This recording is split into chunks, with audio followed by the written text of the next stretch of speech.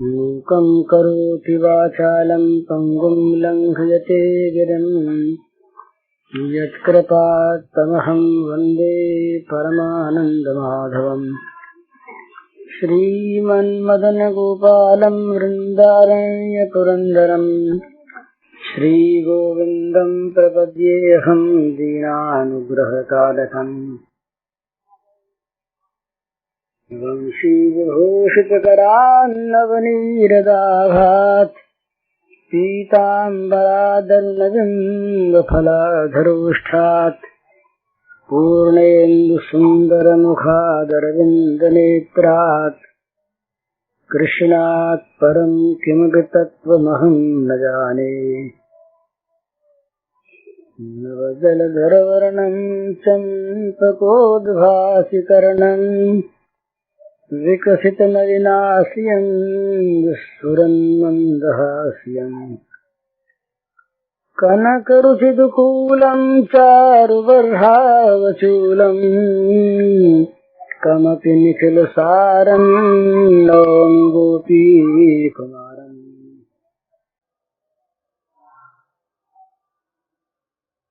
भोग परायण जीवन और भगवत परायण जीवन, ये विषयी और साधक के भेद होते हैं। विषयी पुरुष का जीवन रहता है भोग परायण, भोग पर कामोपभोग परमा एतावत् इति निश्चिताः, ये जीवन का स्थिर सिद्धांत है। इसके सिवा और कोई सिद्धांत नहीं। कामोपभोग परायणता,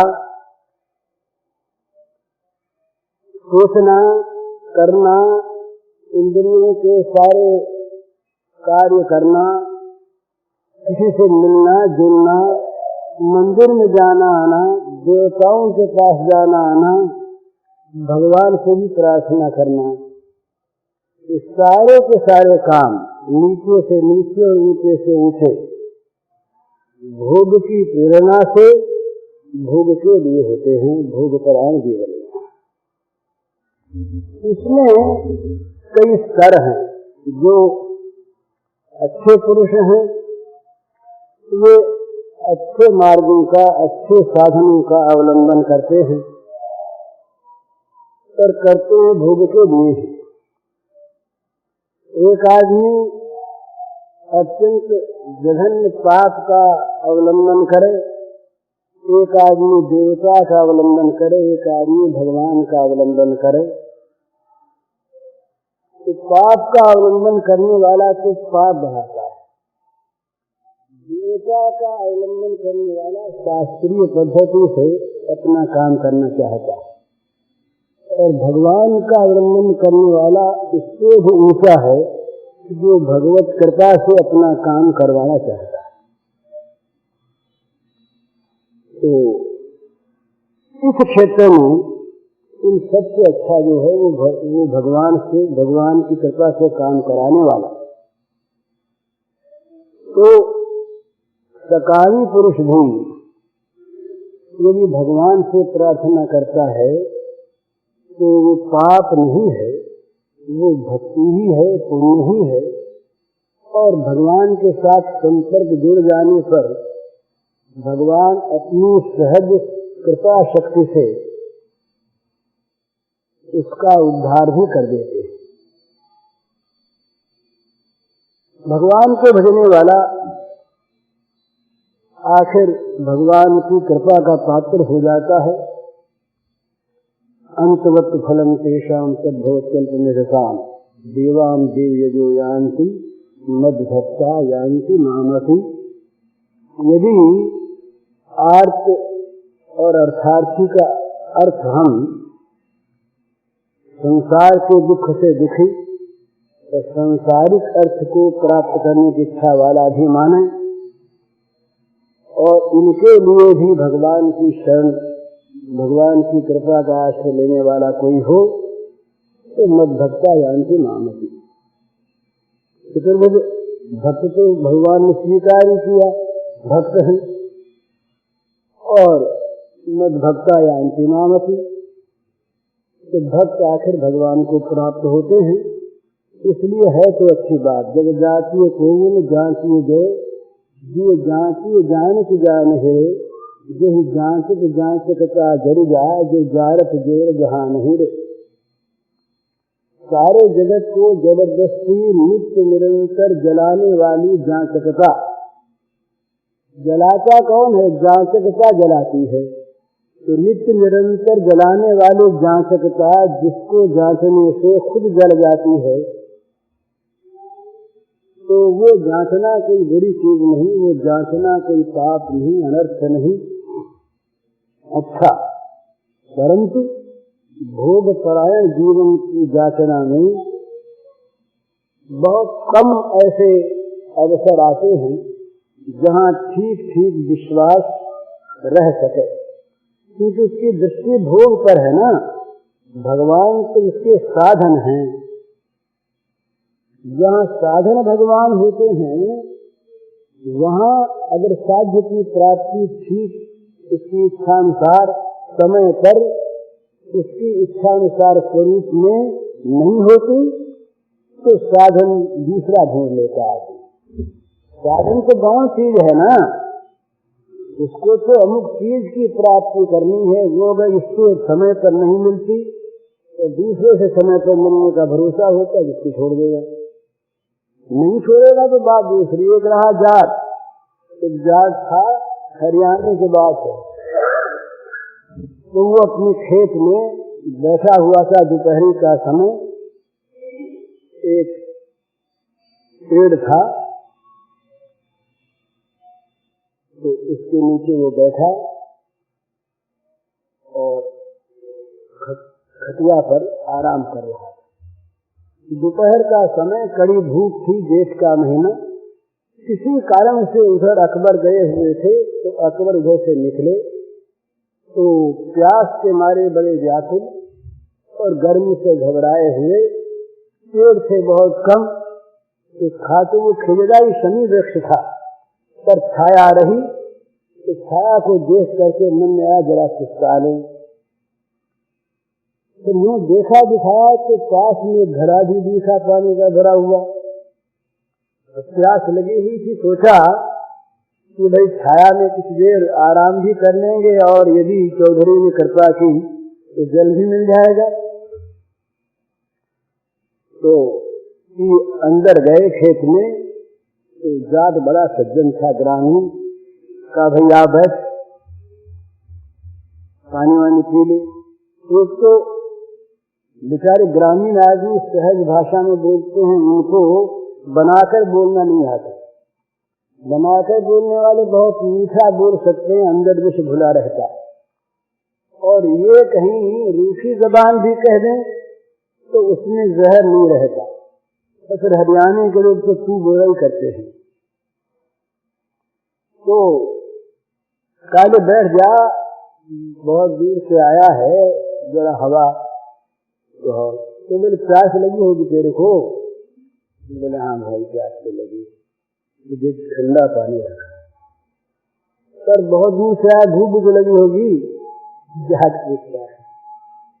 अब भूख भी लगी थी, पर भूख के लिए तो चल सकता था भाई, शाम तक कल तक न खाएं तो कोई बात नहीं, पर पानी के बिना चल नहीं सकता। तो रोटी के लिए कहा नहीं था अकबर ने, उसने कहा भूख जब लगी है तो ले रोटी भी खा ले। तो बेजड़ की रोटी रही, बेजड़ की रोटी और वो उसके ऊपर थोड़ा सा नमक कातरी वातरी की चटनी डाली हुई थी, ले करके और सामने ले आया। बोले ले रोटी खा ले, फिर पानी पी ले, फिर जरा सो जाना, आराम कर ले। अब महाराज जहाँ खाते खाते अजीर्ण होता है, उन लोगों को रोटी के स्वाद का पता नहीं लगता। स्वाद का पता लगता है भूख के समय। उस समय ये नहीं देखा जाता कि रोटी टेढ़ी है या सीधी, और किस चीज में, किस थाली में परसी हुई है। वो तो मीठी ही मीठी रहती है रोटी।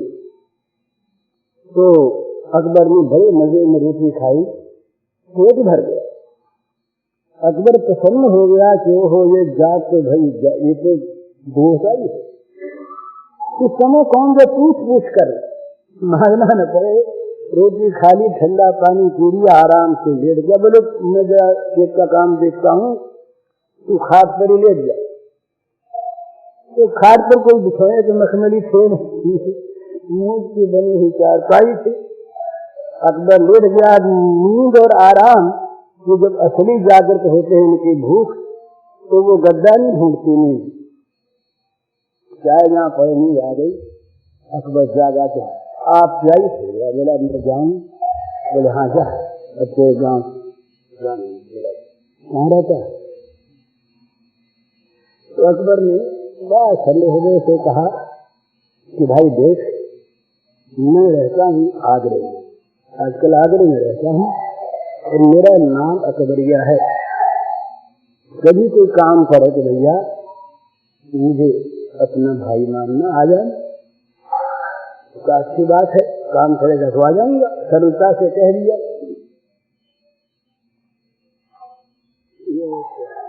अब महाराज कह तो दिया, अकबर तो गया वहां से। अब इसको कोई परवाह थी नहीं कि घर में खाने पीने को बहुत, खेत में अनाज होता,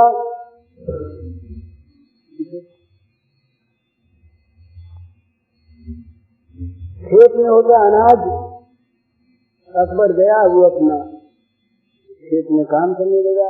अब भगवान की इच्छा, दूसरे ही साल दुर्भिक्ष बढ़ गया,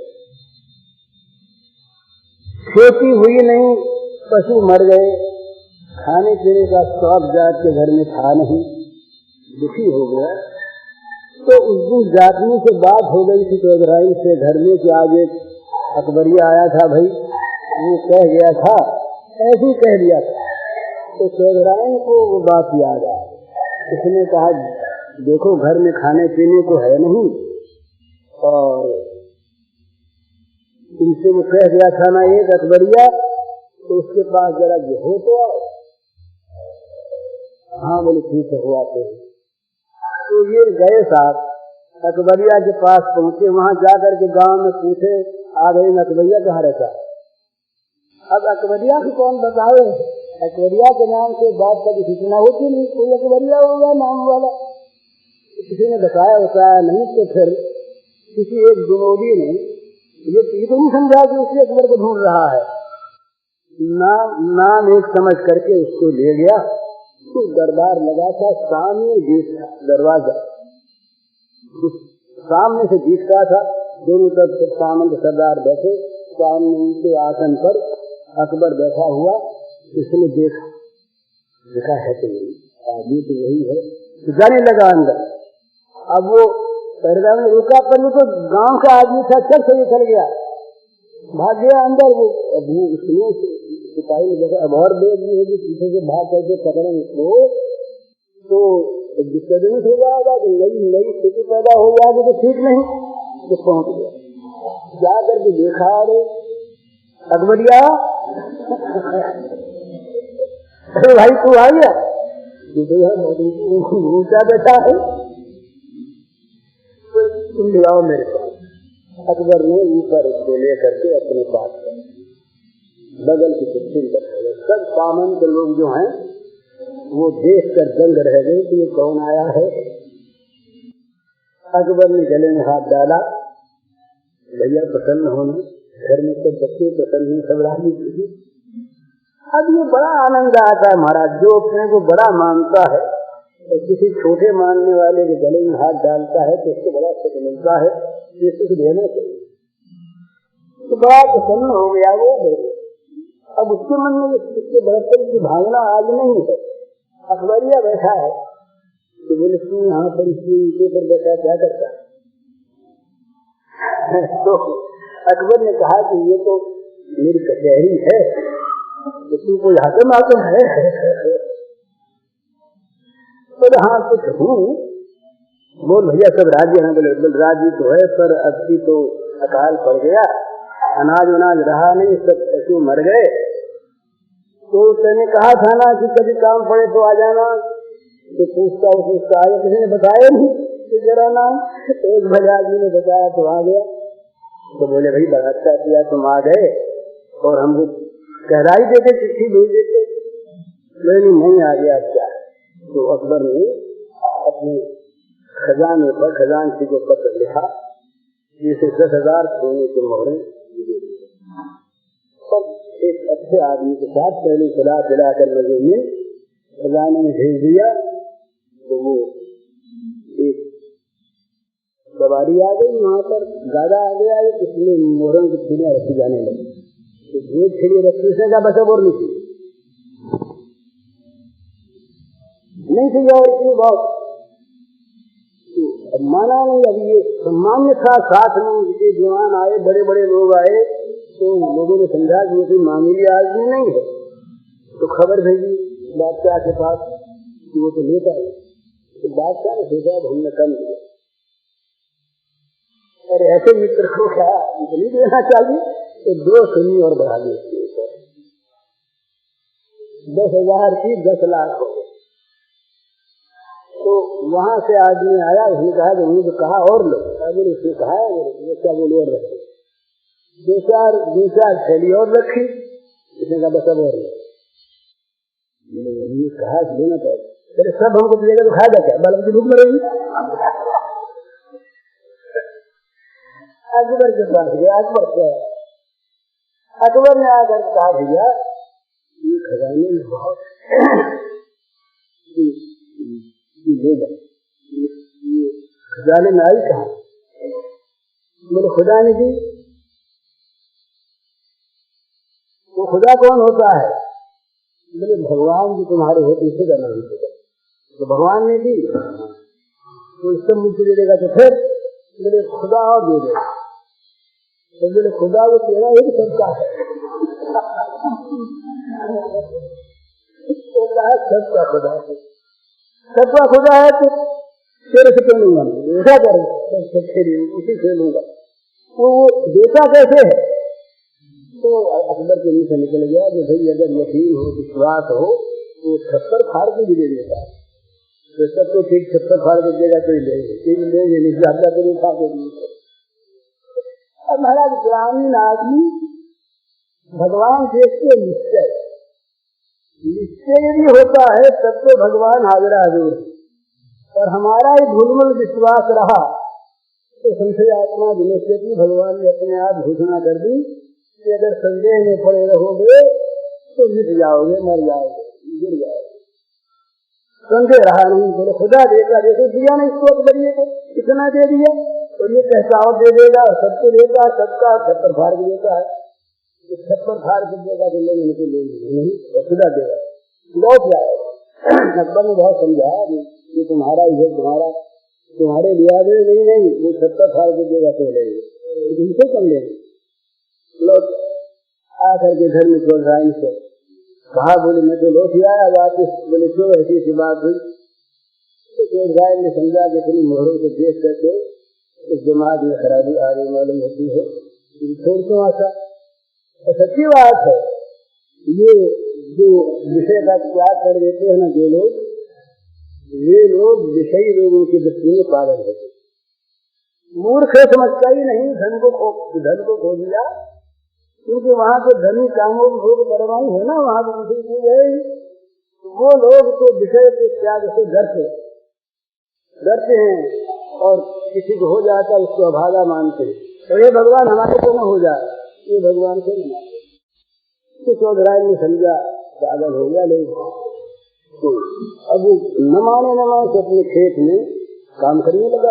बोले पानी नहीं हुआ तो क्या अपने हल चला लेंगे, वो देगा ना छप्पर फाड़ कर हल चलाओ अपने। हल चलाने लगा तो एक दिन वो हल कहीं जा करके जमीन के अंदर कहीं जा करके लगा, तो आवाज छन्ने की आवाज हुई। तो देखा क्या है, तो मिट्टी अलग थी, बड़ा बर्तन टोकना, इसमें तमाम रत्न भरे, सोने की मोहरें भरी लाखों, और उसके अंदर हीरे भरे, मोती भरे, पन्ने भरे। मेरे इसमें कुछ ये चमकते हुए पत्थर वत्थर हैं, और मोहर के सोने के जैसे वहां की वैसी यहाँ पर भी वैसी है। तो अपने को छप्पर फाड़ कर देगा, सो लेगी ना, तो उसको मिट्टी डाल करके उसको फिर वैसे बंद करके घर आ गया। घर आगे कहा चौधराइन से आज ले गए, वहां से मिला तो क्या खेत में भरा है तेरे को, तो बोल रहा है कौन बोल रहा कैसे छत पर फाड़ के देगा तो लेकिन नहीं दे।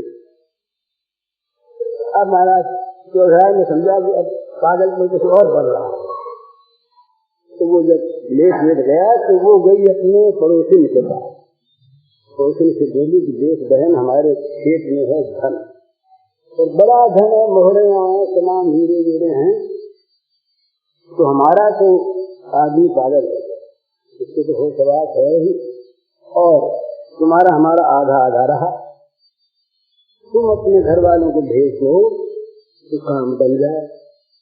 इसलिए अपने भगवान बोले उनका तैयार भी आधा आधा अपना रहा अभी तैयार जाओ। वो रात को अपना मसाल वसाल ले करके पहुंचे खेत में, मिट्टी भरी हुई थी, देखा तो टूटना निकला, इसको मिट्टी खा के देखा तो उसमें शाम बिच्छू के मिला रहे।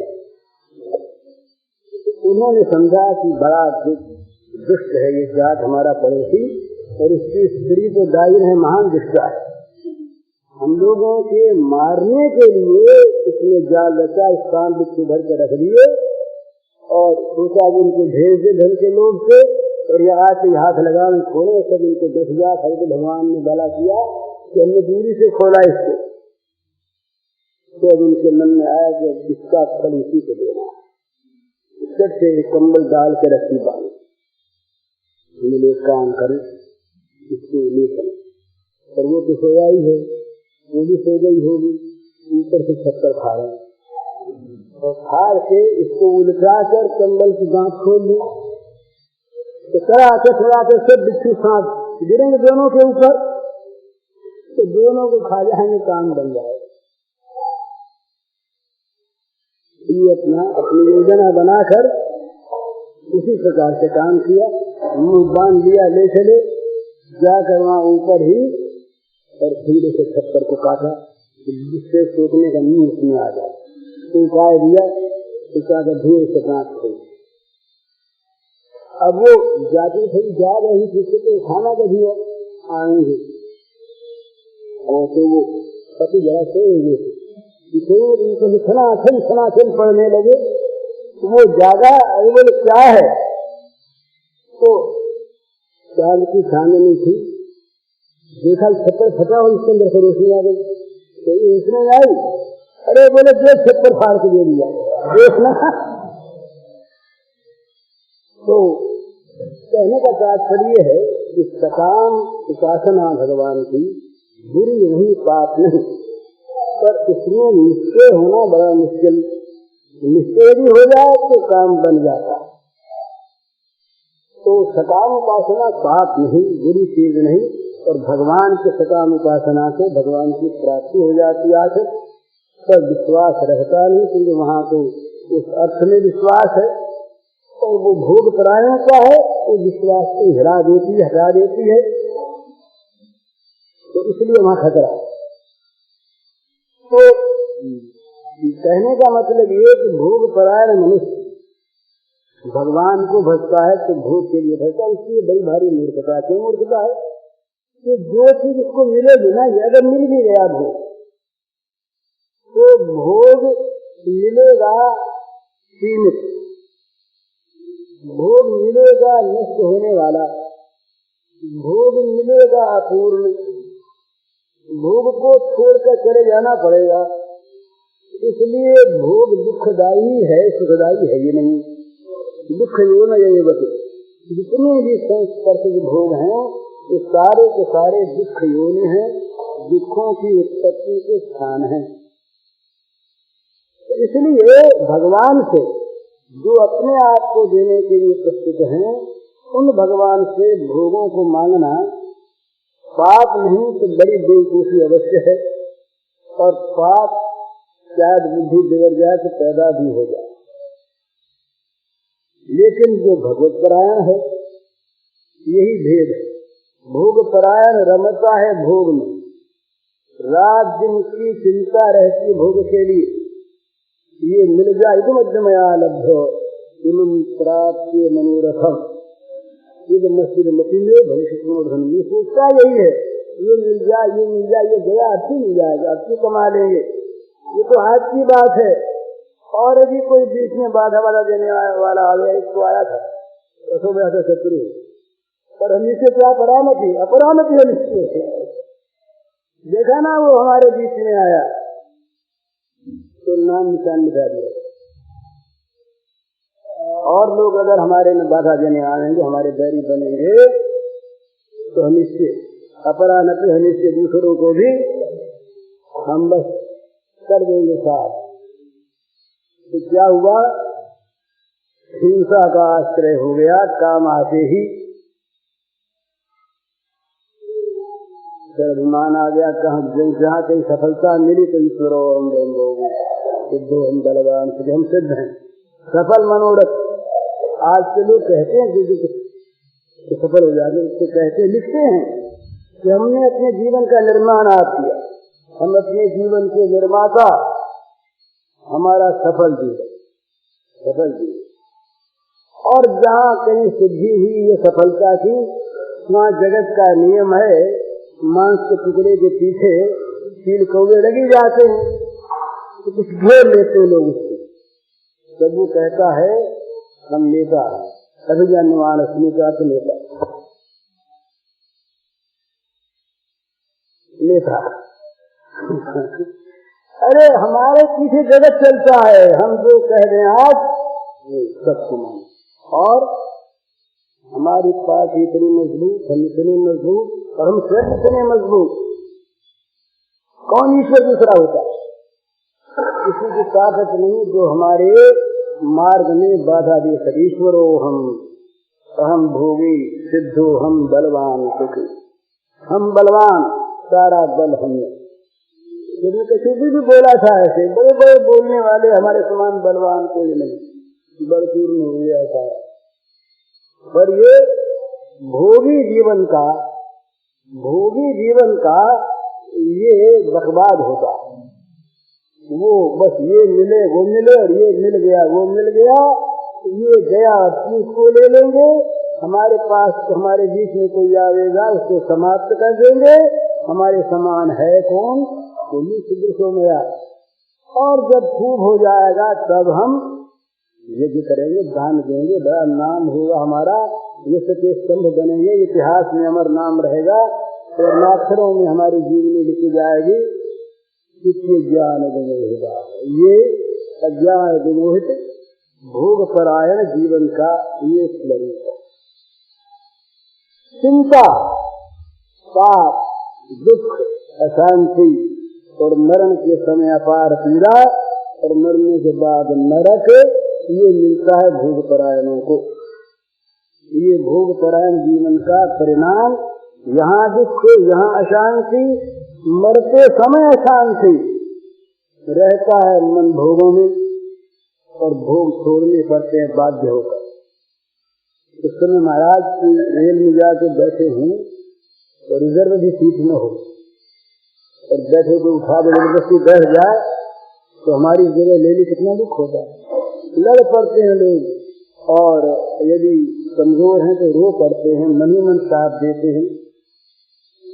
क्या उसमें ममता हो गई ना, उस स्थान में मेरा मैं बैठा था, तो जिन भोगों में जीवन भर ममता थी, ये मेरे, जिनको सुरक्षित रखा, वे बाध्य होकर जब छोड़ने पड़ते हैं, तो हमने देखा है मरते समय बहुत से लोगों को उनकी निराश आंखों, असहाय चेहरे, निराश चेहरा उड़ा हुआ, कुछ कर पाते नहीं, करना चाहते हैं, रह गया बिना किया हुआ काम।